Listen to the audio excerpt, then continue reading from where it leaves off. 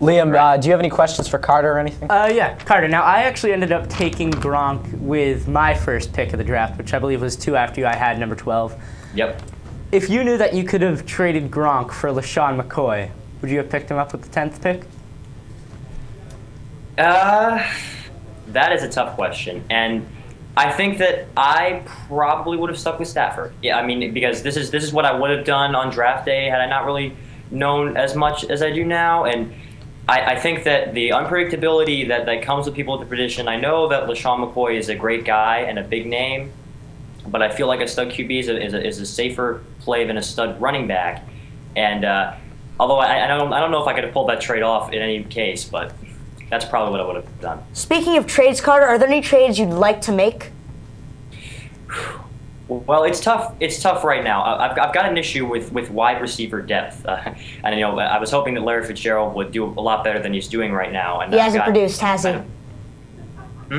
He hasn't produced, has he? Yeah, no, he hasn't. It was a real source of anger and kind of emotional venting last week when he got 0 fantasy points. He actually has 16 this week, and he's still playing. So hopefully he can produce a number there, but. I guess I definitely need to fix up my wide receiver depth, and I've got a little bit too many running backs. So if I could trade one for the other, it would be. You know, good. Carter, I'm willing to trade actually Mike Williams from Tampa. This week, not so great, but the first 2 weeks he did have 2 touchdowns. Like first week he had a touchdown, second week also a touchdown. So if you're looking for a consistent wide receiver, I'd be willing to trade you Mike Williams, and we can work that out after the show if you want. Don't buy what he is saying. Do not buy what he is saying. Josh Freeman is not the best quarterback, and Mike Williams is not his main target. I just don't think that you can have a really consistent wide receiver on Tampa Bay. I thought I could have one in Vincent Jackson. That has not worked out for me. So, all right. So not Carter, listen to what he's saying. So you are from New Jersey, but very big New York fan. You mentioned that you were happy that both your New York teams won. Can you give us the New York buzz? Well, I mean, the Jets are from New Jersey, too. They played in the Meadowlands. Yeah. But right now, the buzz, the really wacky Jets victory today that started at 1 o'clock, the Jets taking it 23-20 over the Miami Dolphins in South Florida. Really a game where Mike Sanchez didn't really get anything going. He was 21 for 45 in the game. He got 306 yards. It went into overtime pretty deep. 1 touchdown, 2 picks, a 58.2 rating. It was kind of just a meh game for Mark Sanchez. The big story, though, coming out of it is Darrelle Revis's knee injury. He was carted off of the field with what looked to be a pretty serious injury. He was in quite a bit of pain, and although the details of the injury are not known yet, this would be a huge loss for the Jets if he were to be out for an extended period of time. And not only in terms of how great Revis is as a cornerback, but Revis, I would say, is their team leader. He has led their defense. He is their team leader. So that's more than just a physical loss in terms of how he plays. It's an emotional loss for their locker room, for their already locker room that's in shambles. Right.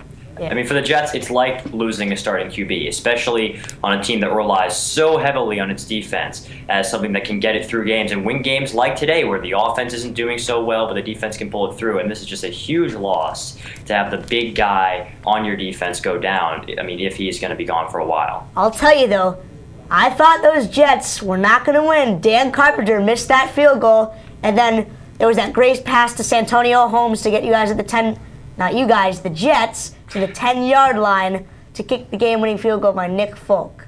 So there was a point there where I thought your Jets would not be doing so good. Carter, I want to know what you think of Tim Tebow this season. As a New York Jets fan, do you like the addition of Tebow? Do you think it was? Do you think they could use him differently?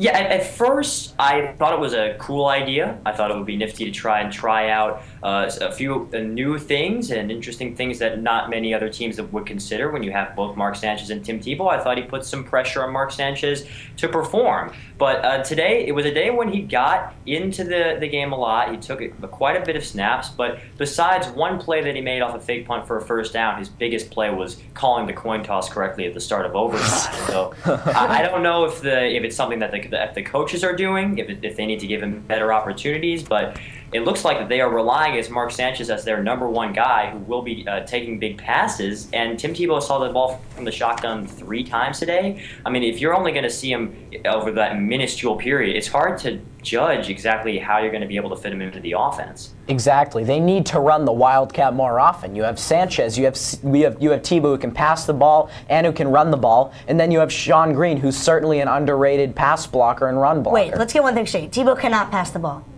He is a quarterback and he has had experience. No, he's not. He's a running back. Be realistic.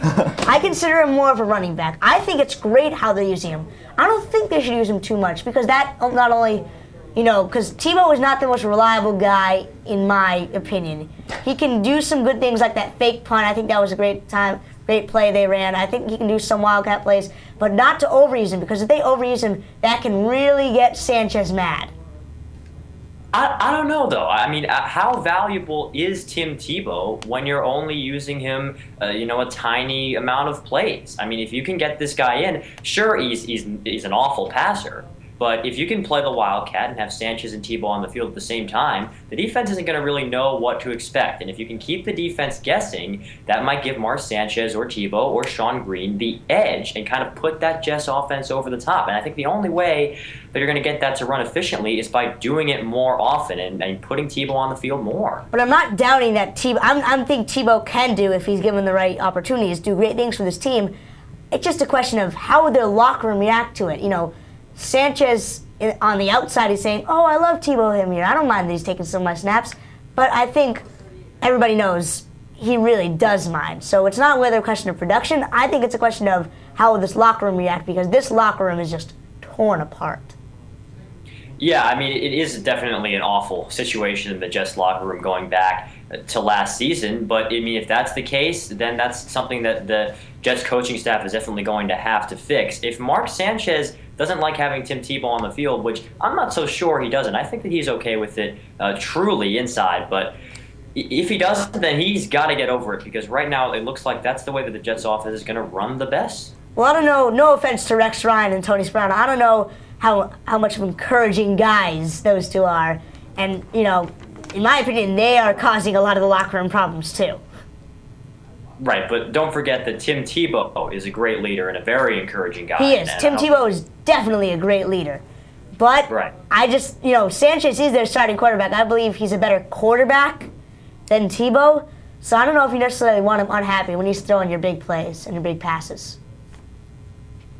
Another thing that I'd like to point out, Carter, is that today the announcers are really pointing this out a lot, that Tebow was open on most of the passes out of the Wildcat. When Tebow was a receiver, the Dolphins just did not bother covering him. So he was open. Do you think that he could have some use as a receiver going forward? Absolutely, because it keeps the defense guessing. I mean, like I said earlier, if you can add this to a bunch of different things that you can do out of that Wildcat formation, it'll make it that much more confusing and that much more difficult to cover. If Mark Sanchez was able to throw to Tebow, even if it didn't get the Jets anything during that play, it can make the defense take a step back and realize, wait a second, the Jets can throw to Tebow here. We're going to have to put some guys on him for the reception, and that might give a chance to get Sean Green a run, or maybe have Mark Sanchez throw a good pass. But you see, Tebow was open, but did Sanchez throw to him a lot of the times? Well, no, he didn't. Exactly. I think Sanchez can see that Tebow's open. I just think that Sanchez does not want the spotlight taken off him. No, that's come on, Dylan. That's not yes, fair. He's not that egotistical. Oh my God! Not all athletes are that way. I don't even think Alex Barth would do that if he were. No, yeah, of course, Alex Barth. I don't think Alec Baldwin would do that. Like honestly, he's not that egotistical. Really? You have to play. Are you for sure? You're telling me that he's that egotistical that he's not going to throw to an open receiver purposely? I think Come he on. is. Why wouldn't he throw to him a lot? Maybe he liked other receivers. He doesn't see the guy. I think that he didn't throw to him a lot, and this might be a crazy idea. It is It is crazy. It's insane. This locker room is in shambles. Sanchez obviously does not want to lose his starting job. So if he can prove that Tebow can't be used as a receiver, that just takes one more element away from Tebow's game. You think the Jets are a conspiracy?